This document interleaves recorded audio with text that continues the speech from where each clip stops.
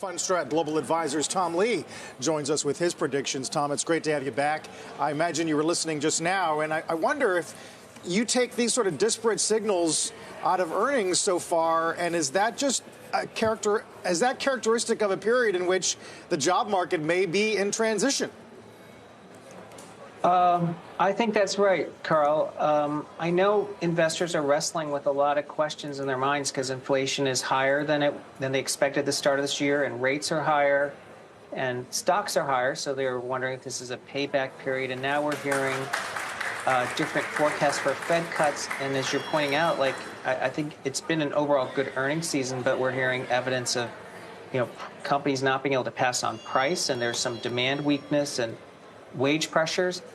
I think that's part of the confusion that's taking place now. But to me, I'm kind of in the camp that despite all this, it's all going to come down to whether inflation improves in the next couple of months or the rest of the year. And if it does, a lot of these sort of clouds lift, and I think markets actually do quite well. Which is why I think the consumer weakness commentary and the weakness that Chair Powell cited in terms of demand for labor, at least weakening back to pre-pandemic levels, is important, right, Tom? Shouldn't that ultimately bring inflation levels down?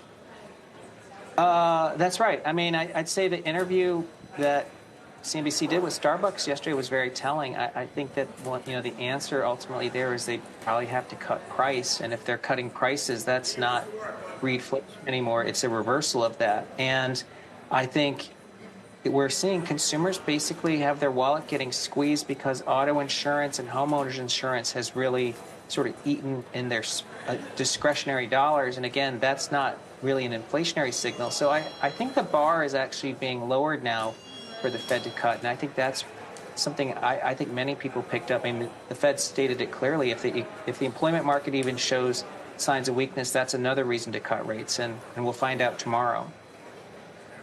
Well, yeah, we're looking forward to seeing what the job market tells us, Tom. So then, does the playbook short-term look like mega cap, or are you in the broadening camp and want to play in the other 493? Well, yesterday was a good day for market breadth. That's why small caps rallied despite the S&P and NASDAQ being down. And, it really comes down to what interest rates do.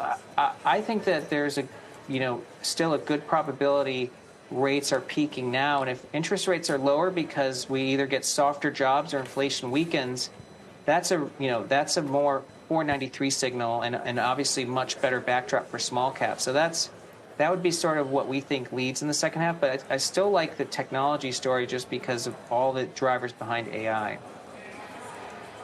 Although quite a reaction that we're getting on earnings. I think I read in a Goldman note, it's like almost it's at least 3.5 times the normal reaction to that stocks are having to earnings than they usually get off earnings season. Which I don't know. What does that tell us, Tom? That the market was rich going in?